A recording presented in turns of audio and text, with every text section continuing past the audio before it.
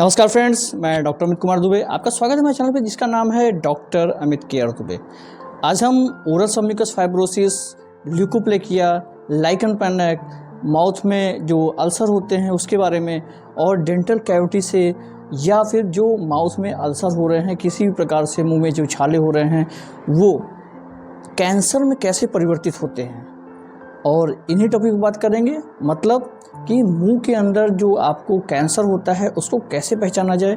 और उसका इलाज कैसे होता है। तो वीडियो बहुत ज़्यादा इन्फॉर्मेटिव है, पूरा वीडियो देखिएगा। और वीडियो देखने के बाद आपको कोई भी क्वेरीज़ है तो कमेंट में कमेंट करके आप हमसे पूछ सकते हैं। जैसे कि आपको पता है, सबसे पहले हम लेते हैं कि ओरल कैंसर। अगर कैंसर का नाम सुनते ही एक बॉडी में अजब से सिरहन दौड़ जाती है,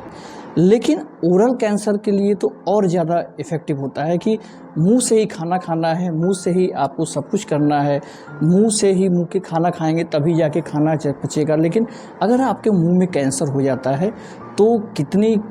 दुर्लभ ज़िंदगी हो जाती है। यहाँ तक कि आपको तो छोड़िए, आपको तो मुंह के कैंसर है, आपको तो प्रॉब्लम है मुंह के अंदर, लेकिन आपके साथ में आपका परिवार कितना ज़्यादा सफ़र करता है।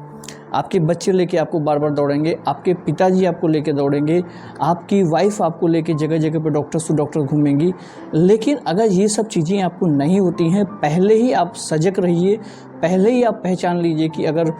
कोई चीज़ें मुंह में अलग से चेंज हो रहा है तो वो क्या है, और इसको तुरंत अपने नज़दीकी, अगर आप देखते हैं आपको नहीं समझ में आता है तो तुरंत अपने नज़दीकी डॉक्टर से मिल करके समझिए कि कैसे मुंह के अंदर चेंजेस आ रहे हैं। नंबर 1 पे होता है कि जैसे आप किसी प्रकार का दांत लगवा लिए, आपके मुंह के अंदर अगर कोई दांत मिसिंग है तो वहाँ पे कुछ लोग होते हैं जो कैप वाला दांत लगवाते हैं, कुछ लोग होते हैं जो प्लास्टिक का या एक्रेलिक का दांत लगवाते हैं। तो कभी कभी ऐसा होता है कि वो दांत आपके मुंह में डॉक्टर्स लगा देते हैं, उस समय तो ठीक रहता है। 1-2 साल बाद क्या होता है कि अगर वो दांत कहीं से ब्रेकआउट हो गया या टूट गया तो वहाँ शार्प एज बन जाता है, और वो शार्प एज आपके मुंह के अंदर कहीं ना कहीं चुभ चुभ के वहाँ पे बार बार अल्सर कॉज करता रहता है। अब वो अल्सर जो होता है वो ठीक ही नहीं हो पाता है, तब तक वहाँ पे दूसरा अल्सर बन जाता है, और ऐसे ही करके वही अल्सर आने वाले समय में कैंसर में परिवर्तित हो सकता है।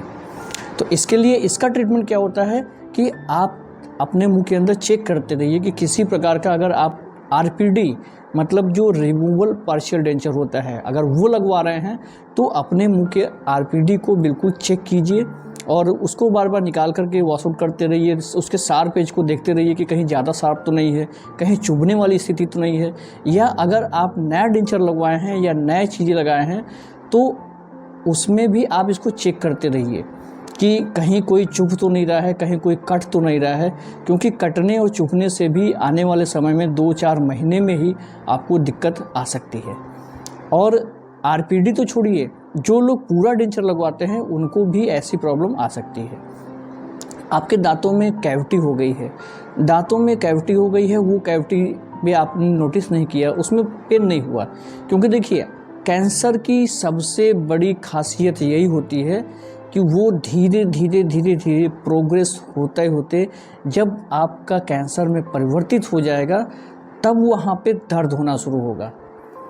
पेन होगा, स्वेलिंग होगी, ब्लड निकलेगा, और उसके बाद वहाँ पे इतना ज़्यादा आपको एक्स्ट्रा ग्रोथ समझ में आएगी। तो यही होता है कि अगर कैंसर आपके मुंह में है और कैंसर मुंह में नहीं है, कैसे हम समझेंगे? तो 4 प्रकार के साइन होते हैं: पेन, ब्लीडिंग होना, हल्का हल्का ब्लड का रिसाव होना, और उसके बाद वहाँ पर आपको थोड़ा सा पस फॉर्मेशन बनना, और या फिर एक्स्ट्रा ग्रोथ या स्वेलिंग। ये चीज़ें अगर नहीं है, लिम्फ नोड में भी स्वेलिंग हो जाती है, तो ये चीज़ें नहीं है तो आपको डरने वाली बात नहीं है। लेकिन अगर कैविटी बनी हुई है, कैविटी को हमने इग्नोर कर दिया, उसमें पेन नहीं हो रहा है, तो फिर क्या होता है कि वहाँ से पस फॉर्मेशन बन गया, पेरिएपाइकल एब्सिस हो गया। अब उसको भी हमने इग्नोर कर दिया, फिर पेरिएपाइकल ग्रेनुलोमा हो जाता है, फिर पेरिएपाइकल सिस्ट फॉर्मेशन हो जाता है, उसके बाद वहाँ से बोन लॉस हो जाता है, और फिर आने वाले समय में कैंसर जैसी गंभीर बीमारी भी आपको हो सकती है। तो इसलिए किसी प्रकार की अगर आपके मुंह के अंदर कैविटी है या किसी प्रकार का दांत आपके मुंह के अंदर टूटा हुआ है, उसका शार्पेज है, तो तुरंत अपने नज़दीकी डॉक्टर से जाकर के उसको राउंड ऑफ करवाना आपको बहुत ज़रूरी है। क्योंकि अगर उसको राउंड ऑफ नहीं करवाएंगे तो वो आपके मुंह के अंदर अल्सर कॉज करेगा, और अल्सर काफ़ी दिनों तक, अगर 1 महीने से ऊपर अल्सर हो गया, वैसे नॉर्मली 21 दिन तक लिया जाता है, लेकिन आजकल 1 महीने से ऊपर अल्सर हो गया तो फिर आपके मुंह के अंदर हो सकता है कि आने वाले समय में कैंसर कॉज करे। ये तो रहा एक जनरल प्रॉब्लम कि आपके मुंह के अगर डेंटल प्रॉब्लम है कि दांत टूटा हुआ है या कोई नया दांत लगवाए हैं या जो दांत लगवाए हैं वो पुराना है, कहीं से टूट गया है, तो उसके कारण आपके मुंह में अल्सर होता है। अब जैसे कि आपका पेट खराब रहता है, पेट बार बार ख़राब रह रहा है, कुछ भी खा रहे हैं आपका पेट में अल्सर होता रहता है, और पेट में कब्ज़, एसिडिटी, गैस रहती है, तो उसके कारण आपके मुंह के अंदर अल्सर बनता रहता है। अब वो अल्सर आपका ठीक ही नहीं हो रहा है, कुछ भी कर रहे हैं आपका अल्सर नहीं ठीक हो रहा है, तो आप अपने नज़दीकी डॉक्टर से मिल करके अपने अल्सर को जल्दी से जल्दी ठीक कीजिए। क्योंकि मुंह के अल्सर अगर बहुत दिनों तक आपके मुंह के अंदर है, वो ठीक नहीं हो रहा है, तो उसका इलाज करना बहुत ज़्यादा ज़रूरी होता है। अब ये बात करते हैं कि अगर आपके मुंह के अंदर किसी भी प्रकार का ऐसी चीज़ें हैं जो कि बर्निंग सेंसेशन हो रहा है, जलन हो रही है, मतलब पेपिलाइटिस है, वहाँ पे अगर किसी भी पेपिलाइटिस में बर्निंग सेंसेशन है, पेन है, बहुत ज़्यादा पेन है, जलन है, तो फिर वहाँ पे सोचने वाली बात होती है, नज़दीकी डॉक्टर से मिलने वाली बात होती है। ये तो एक नॉर्मल थिंग्स है। अब ये बात करते हैं कि प्री कैंसरस कंडीशन और प्री कैंसरस लीजन पे। जो प्री कैंसरस कंडीशन होती है वो ये होता है कि जैसे कि आपकी हैबिट में तंबाकू है, जो कच्ची सुपारी होती है ना, वो भी अगर आपके हैबिट में है तो आपको नुकसान कर सकता है। पान खा रहे हैं उसमें सुपारी है, गुटखा खा रहे हैं उसमें 90% ज़्यादा सुपारी होता है, तो वो आने वाले समय में आपको ओरस अम्बिगस फाइब्रोसिस कॉज करता है। और ओरस अम्बिगस फाइब्रोसिस आपके मुंह के अंदर फाइब्रोटिक बैंड बनाएगा, जिससे कि आपके जो मुंह के अंदर की जो चमड़ी है ना, वो हार्ड हो जाएगी। और चमड़ी जब हार्ड होती है तो वो धीरे धीरे करके आपके मुंह को अंदर के जो बक्कल म्यूकोसा होते हैं उसको टाइट करता है, और टाइट होने के बाद वो चमड़ी आपका धीरे धीरे करके माउथ क्लोज कर देता है। अब ये बोलेंगे आपके सर ऐसा है कि आपने तो बोला था कि ओरस अम्बिगस फाइब्रोसिस कैंसर में तो बदलता ही नहीं है, और सिर्फ 7 से लेकर 11% तक कैंसर में बदलता है, फिर आप इसको कैंसर में क्यों रख रहे हैं? अभी आके बताते हैं। अब जब आपका मुंह क्लोज हो गया, मुंह बंद हो गया, 1 फिंगर या 2 फिंगर मुंह के अंदर जा रही है, तो जो डेंटल इंस्ट्रूमेंट होता है, जो डेंटल के चेकअप डायग्नोस्टिक इंस्ट्रूमेंट होंगे या एक्सट्रैक्शन के इंस्ट्रूमेंट होंगे, वो मुंह के अंदर नहीं जा पाते हैं। होता क्या है, अब इस कंडीशन में आपका दांत अगर टूट जाए,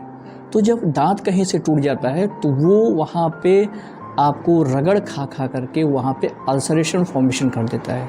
अब वो अल्सरेशन जो फॉर्मेशन होता है वही आपके कैंसर होने का कारण होता है। इसको क्या करना है, इस कंडीशन में डेंटिस्ट क्या करते हैं कि दांतों को जो शार्प एजेस हैं उसको रगड़ देते हैं, और उसके रगड़ने से भी नहीं ठीक होता है तो उस दांत के अराउंड को बहुत मुश्किल से उस दांत को निकाल दिया जाता है। ये इसका ट्रीटमेंट है। लेकिन अगर आपको प्री कैंसरस लीजन है, लीजन मतलब अगर आपकी हैबिट में तंबाकू है और बहुत ज़्यादा मात्रा में आप तंबाकू खा रहे हैं, तो फिर आप ये मान के चलिए कि आपको ल्यूकोप्लेकिया होगा, जो कि वाइट कलर के पैचेस होते हैं, मलाई की मोटी संरचना आपके मुंह के अंदर बन रही है। और ये मलाई की मोटी संरचना मुंह के अंदर जब बनने लगती है तो इस कंडीशन में आप उसको देख करके परेशान हो जाते हैं कि अब आने वाले समय में मुझे कैंसर हो गया है। तो उस समय आपको किसी भी प्रकार के प्री कैंसरस लीजन या कंडीशन में आपको अपने मुंह के अंदर की जो भी प्रॉब्लम है उसको बिल्कुल भी हैबिट को स्टॉप करना है, और उस प्रॉब्लम को लेके बहुत ज़्यादा वरीज नहीं करना है, बहुत ज़्यादा डरना नहीं है, भागना नहीं है, परेशान नहीं होना है। क्योंकि जो चीज़ें स्लोली आपके मुंह के अंदर हुई हैं वो चीज़ें स्लोली ही आपके मुंह के अंदर से ठीक भी होंगी।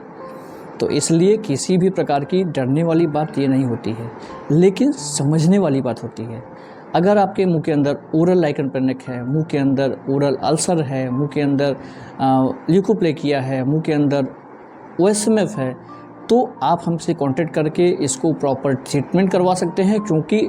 इन कंडीशनों को ट्रीटमेंट जो होता है हम लोग बहुत अच्छे से ट्रीटमेंट देते हैं, और एक डाइट चार्ट आपको फॉलो होगा हाँ, डाइट चार्ट पे हम बात कर रहे थे कि डाइट चार्ट में अगर आपको लगता है कि हाँ किसी प्रकार की प्रॉब्लम है, तो सबसे पहले तो आप अपने डाइट चार्ट को फॉलो कीजिए। और डाइट चार्ट में सबसे अच्छा है कि आप हरे पत्तेदार सब्जियां खाइए, सब्जियां अपने अनाज में ज़्यादा रखिए खाने में, और क्योंकि इसमें कैलोरीज बहुत ज़्यादा नहीं होता है, इसमें एनर्जी आपको बहुत ज़्यादा मिलेगी। लेकिन जो अनाज खाइए वो मोटा अनाज खाइए। मोटे अनाज से क्या होगा कि इसमें फाइबर्स की मात्रा ज़्यादा होगी और आपके जो आहार नाल होती है इसमें कोई भी चीज़ फंसेगा नहीं, जिससे कि चिपकेगा नहीं, और वो धीरे धीरे करके साफ़ होकर के बिना आहार नाल आपकी साफ़ रहेगी और बॉडी अंदर से साफ़ रहेगी, तो बिल्कुल भी किसी प्रकार का अल्सरेशन आपके मुंह में नहीं होगा और ओरल अल्सर होने के चांसेस बहुत ना के बराबर आपको हो जाएंगे। ये रहा आज का वीडियो पसंद आएगा तो लाइक से सब्सक्राइब कीजिएगा और जिनको ज़रूरत होगी उन तक इस वीडियो को ज़रूर पहुँचाइएगा। नमस्कार, जय हिंद, जय भारत।